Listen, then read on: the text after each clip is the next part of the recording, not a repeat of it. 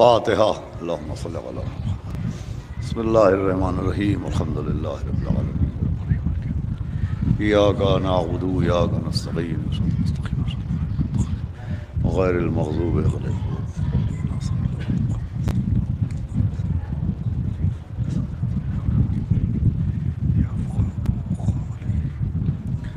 اعوذ باللہ السمیع العلیہ العظیم من الشیطان اللعین الرجیم، بسم اللہ الرحمن الرحیم، الحمد للہ رب العالمین، والصلاة والسلام علی سیدنا و نبینا و شفیعنا و طبیب قلوبنا و مولانا مقتدانا بالقاسم محمد، اللہم صلی علی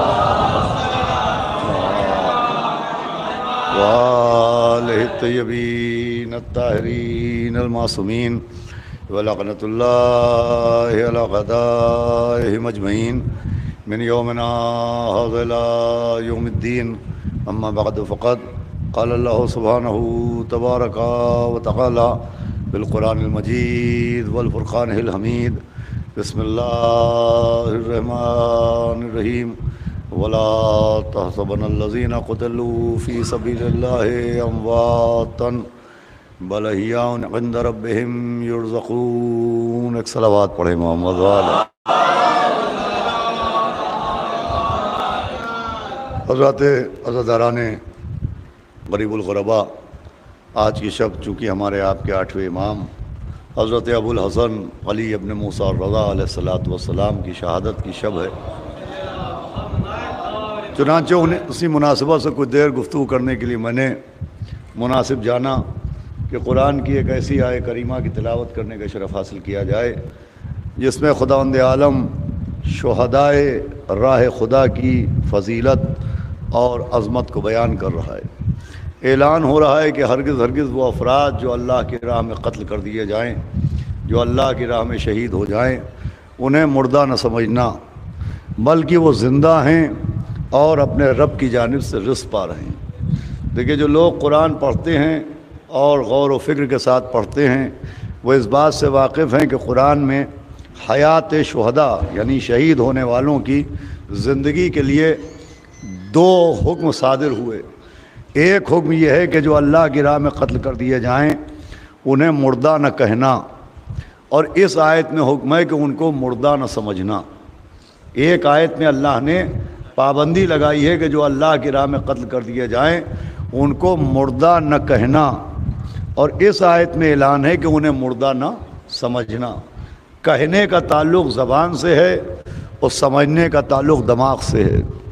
اللہ نے زبانوں پہ بھی پابندی لگائی ہے اور دماغوں پہ بھی پابندی لگائی ہے کہ ہرگز ہرگز جو اللہ کی راہ میں قتل ہو جائیں انہیں نہ مردہ کہنا نہ مردہ سمجھنا، قتل ہوتے دیکھنا مگر مردہ نہ سمجھنا، جنازہ اٹھتے دیکھنا مگر مردہ نہ سمجھنا، کفن پہنے دیکھنا مگر مردہ نہ سمجھنا، مقتل میں زینت بنے ہوئے دیکھنا مگر مردہ نہ سمجھنا۔ قرآن کیا پیغام دینا چاہ رہا ہے؟ ایک صلوات پڑھیں، آ جائیں۔ بھائی قرآن کیا پیغام دے رہا ہے کہ جو دیکھنا وہ نہ سمجھنا۔ تم سمجھ رہے ہو کہ یہ قتل ہوئے اور مر گئے، ان کے گلے پر خنجر چلا اور یہ مر گئے، ان کے بدن سے خون بہا اور یہ مر گئے، ان کا سر تن سے جدا ہوا اور یہ مر گئے، یہ کفن پہنے ہیں اور یہ مر گئے، ان کا جنازہ اٹھ رہا ہے اور یہ مر گئے۔ اللہ کہہ رہا ہے نہ زبان سے ایسا کہنا اور نہ دماغ سے ایسا سمجھنا، اس لیے کہ تمہاری سماعت اور تمہاری بصارت اور ہے اور اللہ کی عنایت اور ہے۔ کہا جا رہا ہے ہرگز ہرگز مردہ نہ سمجھنا، بلکہ یہ زندہ ہیں۔ دیکھیے، خالی زندگی کا اعلان نہیں ہے، زندگی کے اعلان کے ساتھ ساتھ اعلان ہے کہ یہ اپنے رب کی جانب سے رزق بھی پا رہے ہیں۔ اب توجہ سنیے گا، خالی زندگی کا اعلان نہیں کیا بلکہ زندگی کے ساتھ ساتھ اللہ نے عطائے رزق کا اعلان بھی کیا ہے کہ اللہ ان کو رزق عطا کر رہا ہے، یہ اپنے رب کی جانب سے رزق پا رہے ہیں۔ آپ غور کیجئے کہ جب زندگی کا اعلان ہو چکا کہ یہ زندہ ہیں تو اب رزق کے اعلان کی کیا ضرورت تھی؟ بھائی اس لیے کہ جو زندہ ہوتا ہے اسے رزق بھی ملتا ہے، زندگی اور رزق کا چولی دامن کا ساتھ ہے. جہاں زندگی ہوگی وہاں رزق بھی ہوگا، اور جہاں رزق ہوگا وہاں زندگی بھی ہوگی. یہ دونوں باتوں کا ایک ساتھ اعلان کرنے کا کیا مقصد ہے؟ کہ اللہ ان کو زندگی بھی دے رہا ہے اور انہیں رزق بھی عطا کر رہا ہے. یہ دونوں باتوں کا اعلان کیوں ہے؟ تو اس لیے ہے کہ اللہ کے علم میں تھا کہ ایک طبقہ شہداء کو زندہ سمجھے گا اور زندہ کہے گا، مگر وہ مفہوم زندگی بدل کے پیش کریں گے. وہ کہیں گے بے شک شہید راہ خدا زندہ ہیں، اہل بیت زندہ ہیں، مگر زندگی کا مطلب یہ ہے کہ ان کا نام زندہ ہے. زندگی کا مطلب یہ ہے کہ ان کا کام زندہ ہے. زندگی کا مطلب یہ ہے کہ ان کا ذکر زندہ ہے. زندگی کا مطلب ہے کہ ان کی فکر زندہ ہے. زندگی کا مطلب ہے کہ ان کا کارنامہ زندہ ہے. زندگی کا مطلب ہے کہ ان کا کردار زندہ ہے. یعنی ایک طبقہ زندگی کا مطلب یہ پیش کرتا ہے کہ صاحب بے شک مولا علی زندہ ہیں مگر کردار کی شکل میں، مولا حسین زندہ ہیں مگر قربانی کی شکل میں، اہل بیت زندہ ہیں ذکر کی شکل میں، اہل بیت زندہ ہیں اپنی فکر کی شکل میں، اہل بیت زندہ ہیں اپنے نام کی شکل میں، اہل بیت زندہ ہیں اپنے پیغام کی شکل میں. سمجھنے کی کوشش کیجیے گا اس بات کو. ایک طبقہ زندگی کا مفہوم ہی بدل دیتا ہے. اسی لیے اللہ نے رزق کا اعلان کر کے سمجھایا کہ دیکھو ان کا صرف ذکر زندہ نہیں ہے، ہم انہیں رزق دے رہے ہیں، اس کا مطلب ان کا جسم بھی زندہ ہے. کیا ہوتا ہے یار؟ صلوات بھیجے محمد و آل محمد. اور گھمائیے ادھر مولانا تشریف لے آئے، میں دیکھ نہیں پایا تھا. صلوات اور پڑھ دے محمد و آل محمد.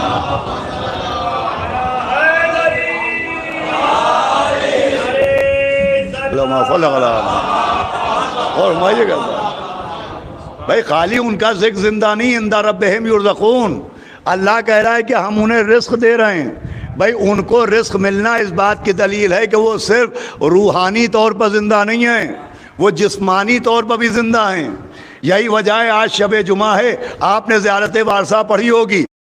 تو جب زیارت وارثہ میں آپ مولا حسین کو سلام کرتے ہیں تو ایک جملہ آتا ہے کہ سلام اللہ علیکم علی ارواحکم، کہ آپ کی روحوں پر سلام. مگر فقرہ آگے بڑھتا ہے وعلی اجسامکم، کہ آپ کے جسموں پر بھی سلام. خالی ان کی روحوں کو سلام نہیں کیا جاتا، ان کے جسموں کو بھی سلام کیا جاتا ہے کہ آپ کے جسموں میں بھی سلام ہو. اور قانون سلام یہ ہے کہ سلام کرنا سنت ہے، جواب آنا واجب ہے. صلوات بھیجے محمد و آل محمد. دیکھیں اس بات میں بہت اہم جواب مل جائے گا. بھائی زیارت وارثہ بھی ثبوت ہے کہ سلام اللہ علیکم علی ارواحکم وعلی اجسامکم وعلی اجسادکم وعلی ظاہرکم وعلی باطنکم وعلی شاہدکم وعلی غائبکم. کیا مطلب ہوا کہ آپ کے جسموں پہ ہی سلام ہو؟ اس کا مطلب خالی ان کا ذکر زندہ نہیں ہے، صرف ان کی فکر زندہ نہیں ہے. ایک صلوات پڑھ دے محمد و آل محمد.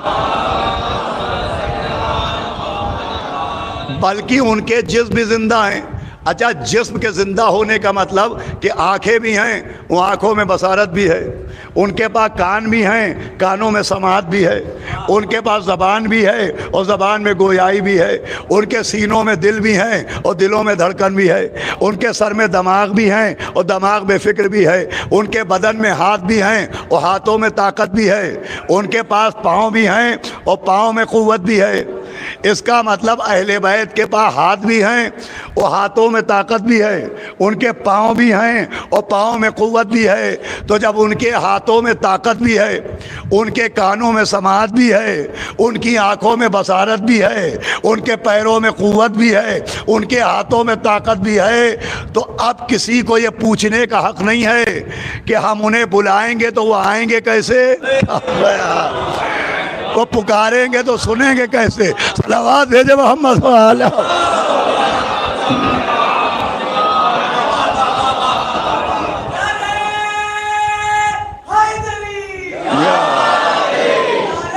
اللہم صل علی. اب کوئی نہ پوچھے کہ صاحب ہم انہیں بلائیں گے تو وہ آئیں گے کیسے، ہم مانگیں گے تو وہ عطا کیسے کریں گے، ہم یا علی مدد کہیں گے تو وہ سنیں گے کیسے؟ ارے قرآن ہے، قرآن کہہ رہا ہے وہ زندہ ہیں، اور ایسے زندہ ہیں کہ اللہ کی جانب سے انہیں رزق مل رہا ہے۔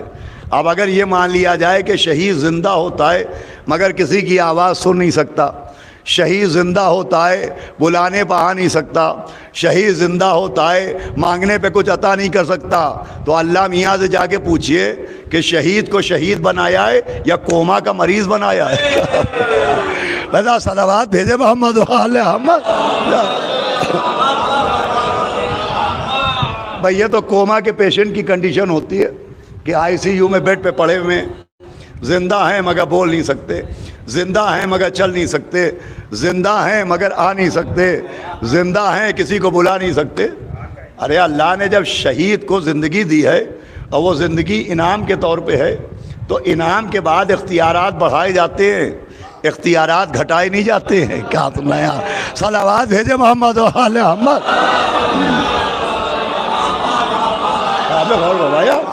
اللہ شہیدوں کا اختیار بڑھائے گا، وہ گھٹائے گا نہیں۔ جو شہادت سے پہلے 40 گھروں میں جاتے ہوں تو اب تعداد بڑھے گی گھٹے گی نہیں۔ صلوات بھیجے محمد و آل محمد۔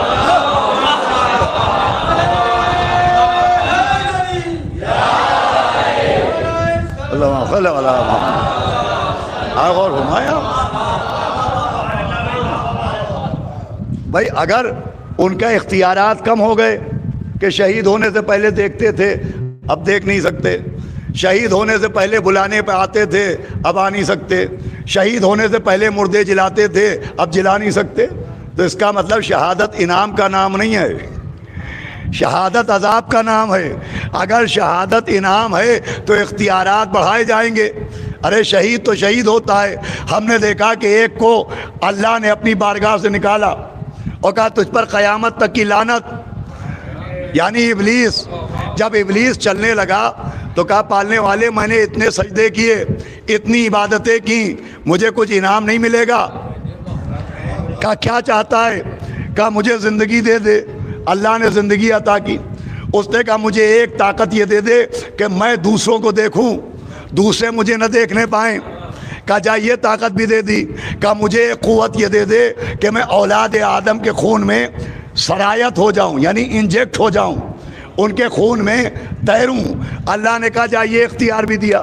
پھر شیطان نے کہا پالنے والے مجھے ایک طاقت یہ دے دے کہ اگر آدمیوں کیا ایک بیٹا ہو تو میرے یہاں 2، وہاں 2 ہوں تو میرے یہاں 4، وہاں 4 بیٹے پیدا ہوں تو میرے یہاں 8۔ اللہ نے اس ایپلیکیشن کو بھی ریجیکٹ نہیں کیا، اللہ نے اسے بھی ایکسپٹ کیا۔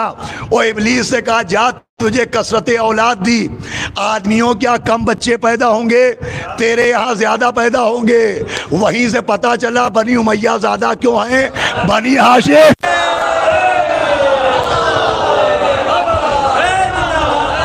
صلوات بھیجے محمد و آل محمد۔ فرمایا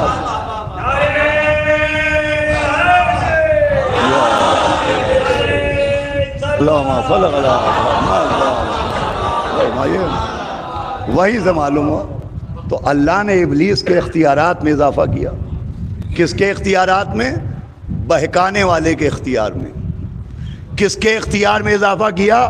جو نار سے بنا ہے۔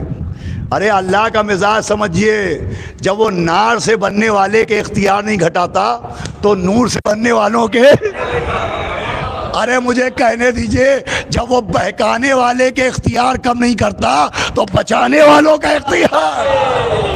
صلوات بھیجے محمد و آل محمد۔ غور فرمائے، یہ تو عجیب سی بات ہوگی کہ صاحب وہ جب زندہ تھے تو پاورفل تھے، اب شہادت کے بعد اللہ نے زندگی دی مگر اختیار نہیں دیا۔ ارے اختیار دیا ہے، ان کے کان ہیں تو سماعت بھی ہے، ان کے آنکھیں ہیں تو بصارت بھی ہے، ان کے ہاتھ ہیں تو عطا بھی ہے، ان کے پاؤں ہیں تو مدد بھی ہے۔ اس لیے ہم ان سے مانگتے ہیں۔ مردوں سے مانگنا منع ہے، زندوں سے مانگنا منع نہیں ہے۔ اگر زندوں سے مانگنا منع ہوتا تو دروازوں پر آنے والے مشرک کہلاتے، مسکین نہ کہے جاتے۔ صلوات بھیجے محمد آل محمد.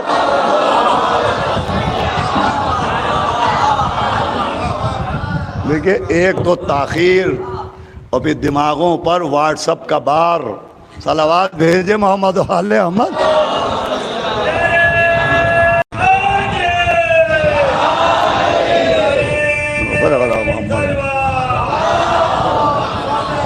ارے سنیں ہم اپنے بچوں کے لیے پڑھیں. ان بچوں سے سوال ہوتا ہوگا صاحب کہ صاحب ان سے کیوں مانگا جائے؟ ارے مردے سے مانگنا منع ہے، زندہ سے مانگنا منع نہیں ہے. اور زندہ کا مدد کرنا بھی منع نہیں ہے، زندہ کا مدد کرنا بھی منع نہیں ہے. کہا صاحب مگر اگر اللہ کے ہوتے ہوئے اہل بیت سے مانگے کیا اچھا ہوتا؟ جب اللہ موجود ہے تو اللہ ہی سے مانگا جائے. تو خیبر کے 40ویں دن اللہ میاں چھٹی لے کے کہیں چلے گئے تھے؟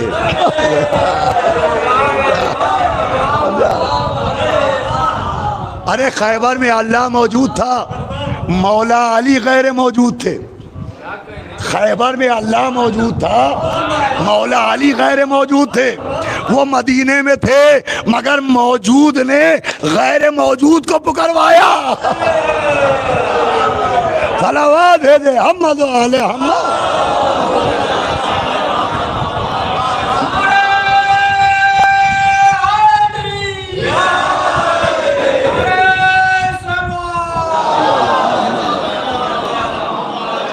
موجود نے غیر موجود کو پکڑ. اس میں نہ شرک ہے نہ کوئی خلاف شریعت بات ہے. کہا صاحب رازق تو اللہ ہے، رزق عطا کرنے والا اللہ ہے، تو اللہ ہی سے مانگنا چاہیے. اگر ہم نے مولا علی سے دعا مانگی، 8ویں امام سے دعا مانگی، تو صاحب اللہ رازق ہے، اس کی رزاقیت پر اثر پڑے گا. تو جو اللہ رازق ہے وہی اللہ خالق بھی ہے. جو خیر الرازقین ہے وہی احسن الخالقین بھی ہے. اگر اللہ کے علاوہ کوئی رزق نہیں دے سکتا تو اللہ کے علاوہ کوئی خلق بھی تو نہیں کر سکتا.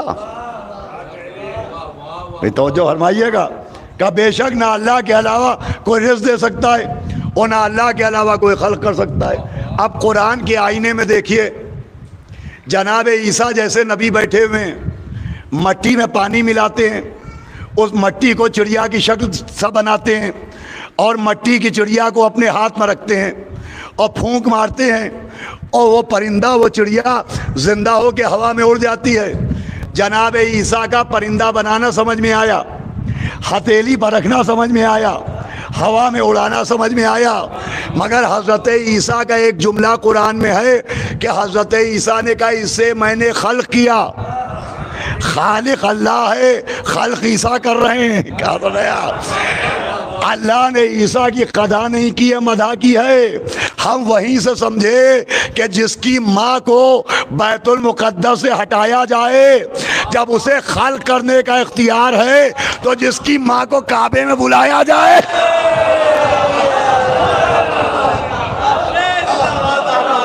صلوات بھیجے محمد آل محمد.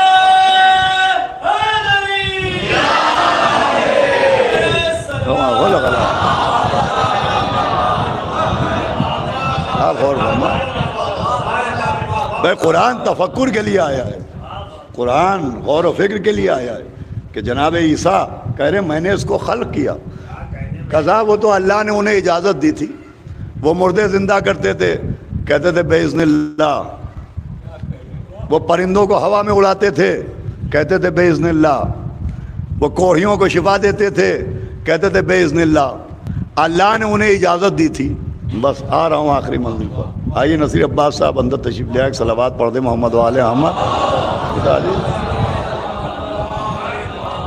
کہ اللہ نے انہیں اجازت دی تھی. وہ جو کام کرتے تھے کہتے تھے بِإِذْنِ اللہ. اذن کا مطلب ہوتا ہے پرمیشن، اذن کا مطلب ہوتا ہے اجازت. آئیے بھائی ذیشان صاحب آپ بھی ادھر آ جائیں، صلوات پڑھیں محمد وآل محمد.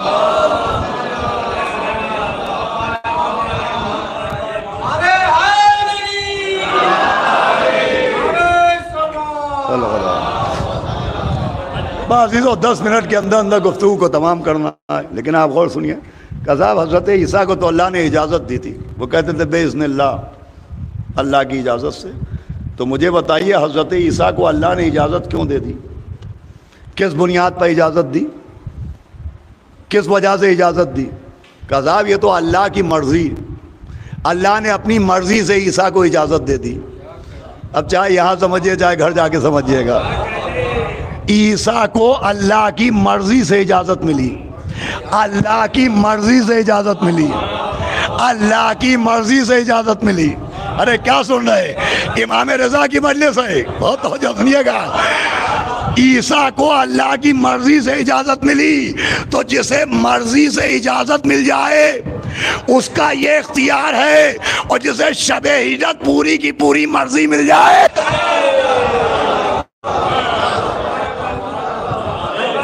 ارے میرے مولا نے محاوروں کا قانون بدل دیا۔ لوگ کہتے ہیں ہمیں بیٹھے بیٹھے یہ مل گیا، علی کو لیٹے لیٹے رضا مل گئی۔ صلوات بھیجے محمد و آل محمد۔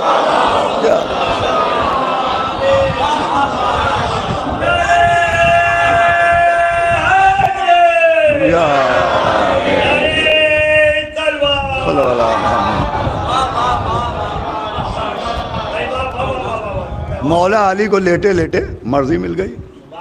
نبی نے کہا اے علی آپ ہمارے بستر پر سو جائیے تو ہماری جان بچ جائے۔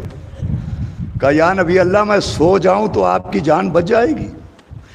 کہا آپ سو جائیں تو میری جان بچ جائے گی، آپ سو جائیں تو میری جان بچ جائے گی۔ آج عقل کے اندھے ہمارے بچوں سے پوچھتے ہیں کہ تمہارا مولا علی نجف میں سو رہا ہے، تم کو کیسے بچائے گا؟ جیسے سو کے نبی کو بچایا تھا۔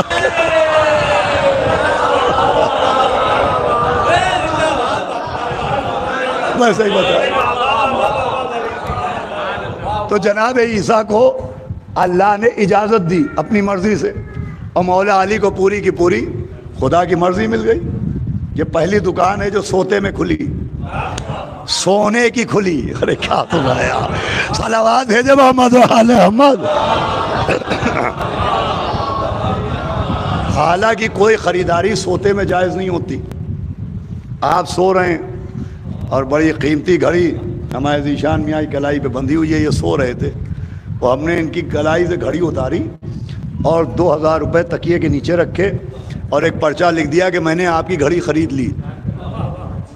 کوئی عدالت اس کو لیگل نہیں مانے گی۔ کیوں؟ اس لیے کہ پرچیزنگ کا قانون ہے کہ خریدنے والا بھی جاگ رہا ہو اور بیچنے والا بھی جاگ رہا ہو۔ میں کہوں گا پالنے والے مولا علی کو جاگ جانے دے، پھر خریداری شروع ہو، تب نفس خریدا جائے، تب مرضی بیچی جائے۔ کہ یہی تو سمجھانا چاہ رہا ہوں، سمجھو تمہاری نیند اور ہے، ان کی نیند اور ہے۔ بلکہ میں جملے کو بدلتا ہوں، تمہارا سونا اور ہے، ان کا سونا۔ ارے جس کی کنیز فضہ ہو، صلوات بھیجے محمد و آل محمد۔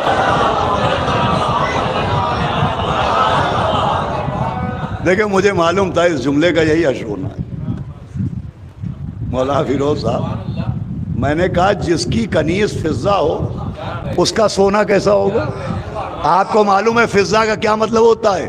فضہ کا مطلب ہوتا ہے چاندی۔ ارے کیا بتایا، جس کی کنیز چاندی ہو اس کا سونا کیسا ہوگا؟ سمجھایا؟ تم سوتے میں بے خبر رہتے ہو مگر یہ سوتے میں بھی باخبر رہتے ہیں۔ تو ان کو اللہ نے اپنی مرضی دی، تمام ہو رہی گفتگو، اور جناب عیسیٰ کو اجازت دی۔ اب دیکھیں اجازت و مرضی میں ایک فرق ہے، اجازت اور مرضی میں ایک فرق ہے۔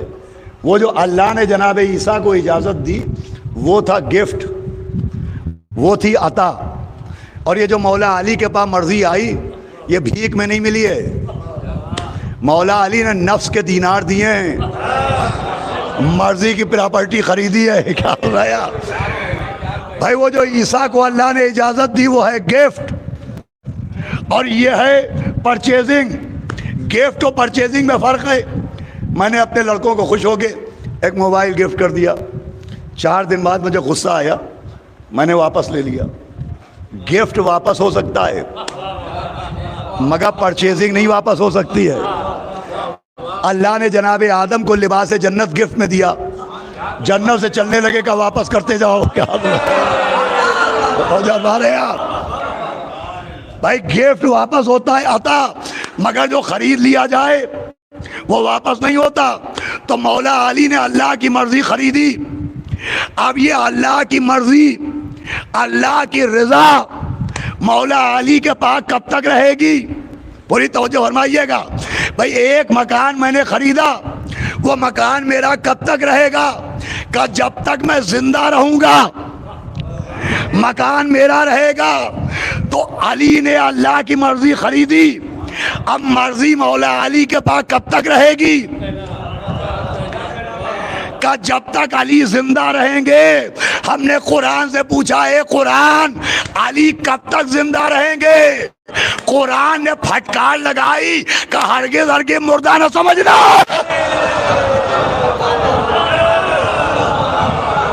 صلوات ہے محمد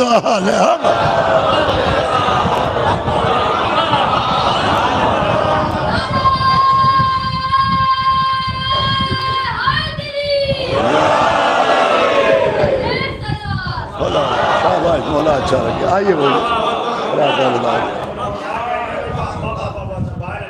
بھائی وہ زندہ ہے، قرآن یہی تو کہہ رہا ہے انہیں مردہ نہ سمجھنا۔ تو جب زندہ ہیں تو مرضی ان کے پاس ہے۔ اب کبھی مرضی ان کے اختیار کی شکل میں ہے، کبھی مرضی ان کی اولاد امام رضا کی شکل میں ہے۔ کیا سن رہے ہیں آپ؟ یہ 8ویں امام کا لقب رضا بتا رہا ہے کہ یہ جو رضا ہیں، یہ جو اللہ کی رضا ہیں، یہ ولادتاً نہیں ہیں، وراثتاً ہیں۔ کیا سن رہے ہیں؟ قرآن نے کہا ہرگز ہرگز مردہ نہ سمجھنا ہے، زندہ ہے۔ اب میں آپ لوگوں سے، خاص کر کے بچوں سے ایک سوال کرتا ہوں کہ قرآن نے 2 باتیں کہی ہیں، ایک یہ کہ انہیں مردہ نہ کہنا، اور ایک یہ کہ انہیں مردہ نہ سمجھنا۔ روز محشر اگر سوال کیا گیا کہ تم نے اہل بیت کو زندہ سمجھا کہ نہیں سمجھا، آپ بتائیے کیا جواب دیجیے گا؟ کذاب ہم کہیں گے ہم کہتے تھے مولا علی زندہ ہیں۔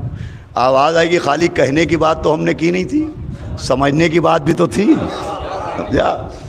بھائی وہ دلیل کیا ہے جس سے ثابت ہو کہ ہمارے دماغ میں رہتا تھا کہ یہ زندہ ہیں؟ بات صرف زبان کی نہیں ہے، وہ دلیل کیا ہے جس سے یہ دلیل دی جائے، جس سے ثابت کیا جائے کہ ہم نے ان کو زندہ سمجھا، مردہ نہیں؟ بھائی ہم مولا علی کو زندہ سمجھتے ہیں، اس بات کی کیا دلیل ہے؟ تو انجمن گلدستہ قاسم جن بچوں نے مجلس برپا کی، ابھی تابوت کی شبی برآمد ہوگی، انہوں نے مجھے عباس ارشاد نقوی کو زندہ سمجھا کہ مردہ؟ آپ بتائیں، ان میں کون سا میں برا مانوں گا؟ آپ بتائیں تو۔ بھائی مجھے زندہ سمجھ رہے ہیں یا مردہ؟ زندہ۔ کیا دلیل ہے؟ کہ عذاب اگر آپ کو زندہ نہ سمجھا ہوتا تو مجلس پڑھنے کے لیے کیوں بلاتے؟ لیجئے بات تمام ہو گئی۔ جو ذاکر کو زندہ سمجھتا ہے وہ مجلس کے لیے بلاتا ہے، جو مولا علی کو زندہ سمجھتا ہے وہ مدد کے لیے بلاتا ہے۔ تمام ہو رہی گفتگو۔ یا علی مدد کہنا، یا مولا عطیہ فاطمہ زہرا غیثنی کہنا، یا امام حسن ادرکنی کہنا، یا مولا حسین المدد کہنا، یا رسول اللہ ادرکنی کہنا، یا امام رضا ادرکنی کہنا، یہ ان کو زندہ سمجھنے کی دلیل ہے، اور ان کو زندہ سمجھنا قرآن کو سچا سمجھنے کی دلیل ہے۔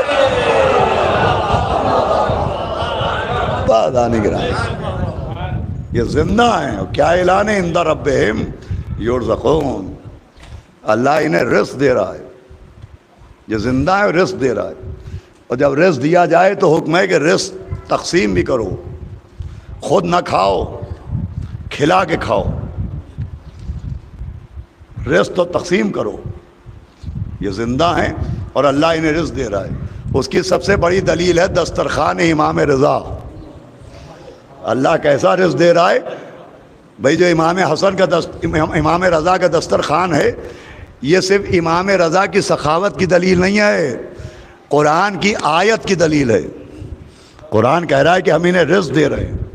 دنیا جائے اور دیکھے 8ویں امام کے دسترخوان کو دیکھ کے آئے کہ غریب الغربا، ایک پردیسی، پردیسیوں کا پردیسی، جس کا لقب رضا ہے، جس کا لقب غریب الغربا ہے، جس کا لقب معین الضعفاء والفقراء ہے۔ یہ غریب الغربا کا لقب، بھائی معین الضعفاء والفقراء کا لقب ہماری ہمت بڑھانے کے لیے، یہ ہمارے حوصلے کا سبب بنتا ہے۔ مگر یہ جو ہر نماز کے بعد ہم کہتے ہیں السلام علیکہ یا غریب الغربا، یہ آنکھوں میں آنسوؤں کے آنے کا سبب ہے۔ غریب کہتے ہیں پردیسی کو، عربی زبان میں پردیسی کو غریب کہتے ہیں، اور غریب الغربا کا مطلب ہے پردیسیوں کا پردیسی، ایسا پردیسی کہ اللہ مامون کے عذاب میں اضافہ فرمائے۔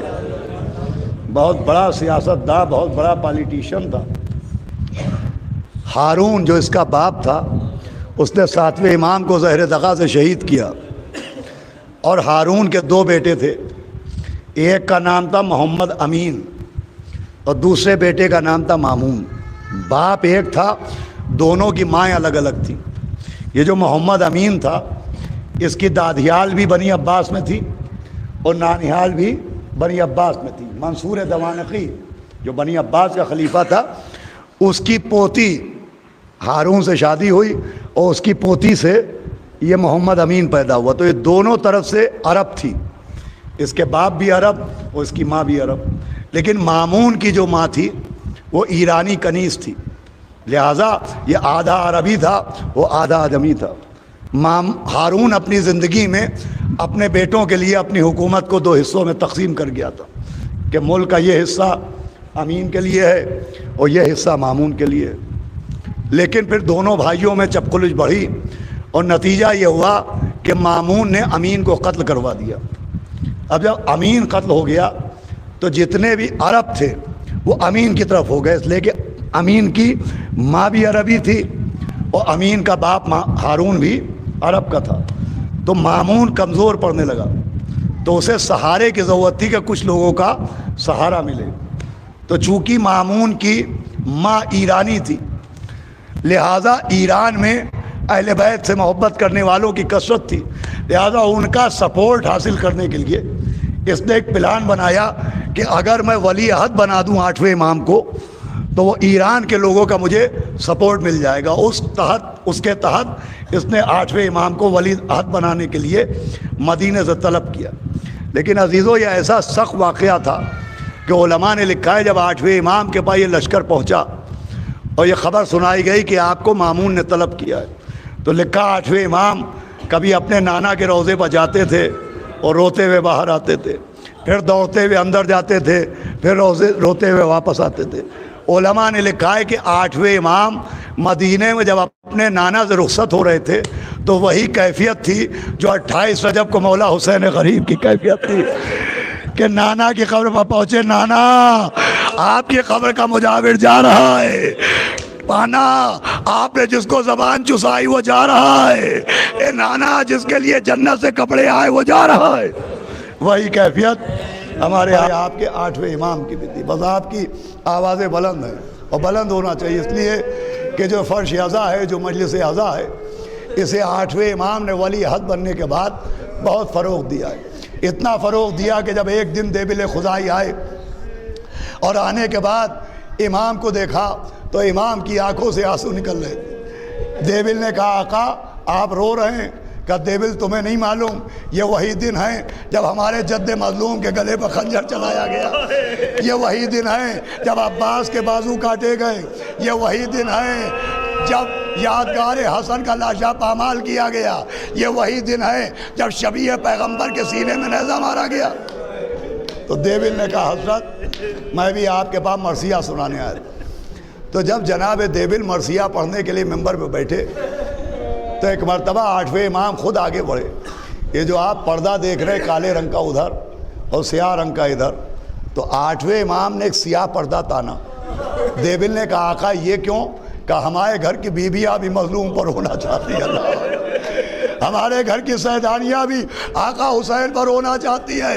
اس کے بعد دیبل نے مرثیہ پڑھنا شروع کیا۔ ایک عجب کوہرام بپا تھا، ایک عجب آوازیں بلند تھی۔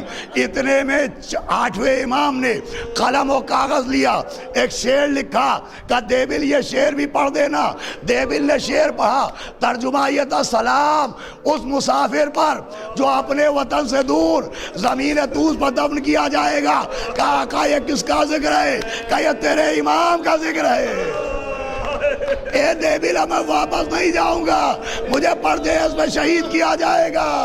جیسا ہی دیویل نے یہ شعر پڑھا، پردہ ہلا، ایک کنیز نکل کے آئی، آواز دی دیویل رک جاؤ، امام کی بہن بے ہوش ہو گئی ہے۔ اللہ والے والا امام کی ہمشیرہ بے ہوش ہو گئی۔ میں کہوں گا اے فاطمہ بنت موسیٰ کاظم، اے معصومہ قم، ابھی بھائی تو ممبر کے نیچے بیٹھا ہے، گلے پہ خنجر چلا نہیں، سوکھی رگیں کٹی نہیں، سر تن سے جدا ہوا نہیں، لاشے پہ گھوڑے دوڑے نہیں۔ ارے آپ کا سن کے یہ عالم ہو گیا۔ ارے ذا بتائیے قلب زینب کا حال کیا ہوگا؟ آٹھویں امام نے عزیزوں مجلسوں کو بہت فروغ دیا۔ ریان ابن شبیب سے کہا، ریان ابن شبیب دیکھو جب کسی پہ بھی رونا آئے تو میرے جد مظلوم حسین کو یاد کر کے رو لیا۔ اور پھر عزیزوں شکر ادا کیجئے کہ 2 سال کی پابندیوں کے بعد اس سال اتنی بڑی تعداد میں 8ویں امام کا تابوت اٹھانے کا آپ کو موقع ملا۔ اور کل جمعے کا دن ہے، دیکھیں 23 ذیقعد بھی ہے اور جمعہ بھی ہے، یہ دن کم ہی ملتے ہیں۔ اب کی سے تاریخ اور دن دونوں جمعہ ہو گئے، دونوں جمع ہو گئے۔ لکھا ہے 23 ذیقعد جس دن امام شہید ہوئے اس دن جمعے کا دن بھی تھا۔ عزیزو جمعے کا دن تو یوں بھی بڑی مصیبت کا دن ہے۔ بی بی زینب سے منسوب ہے، بی بی نے فرمایا 2 دن ہم اہل بیت پر بہت سخت گزرے۔ کہا بی بی وہ 2 دن کون سے؟ کہا ایک پیر کا دن۔ کہا پیر کا دن کیا ہوا تھا؟ کہا پیر ہی کے دن تو ہماری اماں کی پسلیاں توڑی گئیں، پیر ہی کا دن ہماری اماں پر دروازہ گرایا گیا، ارے پیر ہی کا دن ہمارا محسن مار ڈالا گیا۔ کہا بی بی دوسرا دن؟ کہا جمعے کا دن۔ کہا جمعے کا دن کیا ہوا؟ کہا ارے جمعے ہی کا دن تھا جب ہمارے بھائی کے گلے پر خنجر چلایا گیا، جمعے ہی کا دن تھا جب عباس کے بازو کاٹے گئے۔ عزیزو دن بھی وہی ہے۔ کل ہی کی تاریخ ہے کہ جب حضرت زہر دغا سے شہید، ہزاروں مرتبہ کا سنا ہوا واقعہ ہے۔ میں مجلس کو تمام کر رہا ہوں، ابھی شبیہ تابوت میں آپ احترام سے کاندھا دیجیے گا۔ مامون ملون نے امام کو طلب کیا، امام نے اپنے غلام سے کہا کہ دیکھو ابھی ابھی مامون کا قاصد آئے گا، جب میں جاؤں اور میرے سر پر کوئی کپڑا نہ ہو تو تم سمجھنا میں واپس لوٹ آؤں گا، اور ابھی بارگاہ خدا سے میرا بلاوا نہیں آیا ہے، لیکن جب تم دیکھنا کہ میرے سر پہ کوئی چادر پڑی ہو تو سمجھ جانا کہ آخری بار تمہارا امام گھر سے نکلا ہے۔ ابا سلط کہتے ہیں کہ میں نے دیکھا کہ مامون کا قاصد آیا اور امام نے ایک مرتبہ اپنے سر پر چادر ڈالی، وہ کہتے ہیں میری زبان سے بے ساختہ نکلا انا للہ و انا الیہ راجعون۔ اب جب پہنچے تو مامون ملون تاشت میں انگور لیے بیٹھا تھا، آواز دی کہ فرزند رسول یہ بہترین انگور ہیں، ان سے بہتر انگور نہیں ہوں گے۔ فرمایا جنت کے انگور ان سے بہتر ہیں، کہ میری خواہش ہے کہ آپ ان کو نوش کریں۔ امام نے کہا مجھے باز رکھ، کہا آپ شاید مجھ پہ شک کرتے ہیں۔ یہ کہہ کے خوشہ انگور اٹھایا، امام کی خدمت پہ پیش کیا۔ اتنا تیز زہر تھا انگوروں میں کہ جیسے ہی امام کے دہن میں انگور گئے چہرے کا رنگ متغیر ہو گیا۔ امام اپنی جگہ سے اٹھے چلنے لگے۔ مامون نے کہا فرزند رسول کہاں جا رہے ہو؟ کہا جہاں تو بھیجنا چاہ رہا ہے۔ اس کے بعد حضرت گھر میں آئے، اپنے خادم کو بلایا اور کہا دیکھو دروازہ بند کر لو، اب کوئی اندر آنے والا نہیں، اور میری وصیت ہے سنو، دیکھو یہ مجھے جس مقام پر دفن کروائے گا وہاں پہلے کھودا جائے گا تو بہت سخت پتھر نکلیں گے، وہاں بھی میں دفن نہیں ہوں گا۔ اس کے بعد دوسرے مقام پر جب کھودا جائے گا تو اس میں پانی ہوگا، پانی میں بہت چھوٹی چھوٹی مچھلیاں ہوں گی، اتنے میں ایک بڑی سی مچھلی نمودار ہوگی، وہ ساری مچھلیوں کو کھا جائے گی اور پانی خشک ہو جائے گا۔ فرمایا یہ علامت ہوگی کہ وہ میری ہی خبر ہے۔ اور کہا دیکھو مامون کو میری تدفین میں شرکت کر اور میری تکفین میں اور میرے غسل میں شرکت کرنے کی اجازت نہ دینا، میرا غسل کا انتظام اللہ نے کر رکھا ہے۔ کہا حضرت آپ کا غسل کیسے ہوگا؟ کہا مجھے غسل دینے والا آنے والا ہے۔ اتنے میں ابا سلط کہتے ہیں کوئی آہٹ ہوئی، میں نے دیکھا گھنگھرالے بالوں کا شہزادہ بستر کے قریب کھڑا ہوا ہے۔ وہ کہتے ہیں مجھے بڑی حیرت ہوئی، گھر کے دروازے بند ہیں، یہ شہزادے اندر کیسے آ گئے؟ کہے دروازے تو بند ہیں، آپ کیسے آئے؟ کہا جس خدا نے مدینے سے یہاں تک بھیجا اسی نے بند دروازے سے مجھے اندر داخل کیا۔ آواز دی ابا سلط ان کو آنے دو، یہ ہمارا فرزند محمد تقی جواد ہے۔ کہ پھر میں نے دیکھا باپ بیٹے میں کچھ باتیں ہونے لگی، پھر امام کی روح پرواز کر گئی۔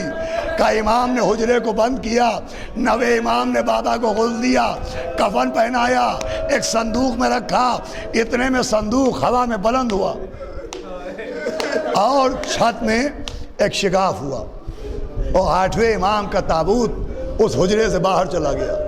ابا سلط کہتے ہیں کہ مجھے بڑی حیرت ہوئی، میں بہت گھبرایا کہ حضرت کا تابوت تو باہر چلا گیا، اب مامون آئے گا تو میں کیا جواب دوں گا؟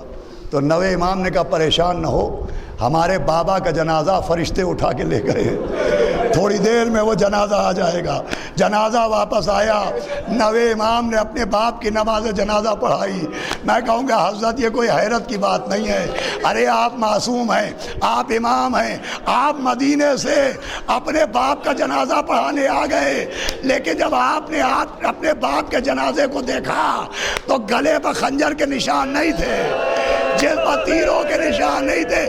ہائے سید سجاد، جب کوفے سے 12 محرم کو کربلا آئے تو پورا بدن تیروں سے پیوستہ، لاشیں پر گھوڑوں کے نشان، آواز دے رہے تھے واہ حسینہ واہ مظلومہ، لعنت اللہ علی القوم الظالمین سیعلم الذین ظلموا ایمن۔ ماتم امام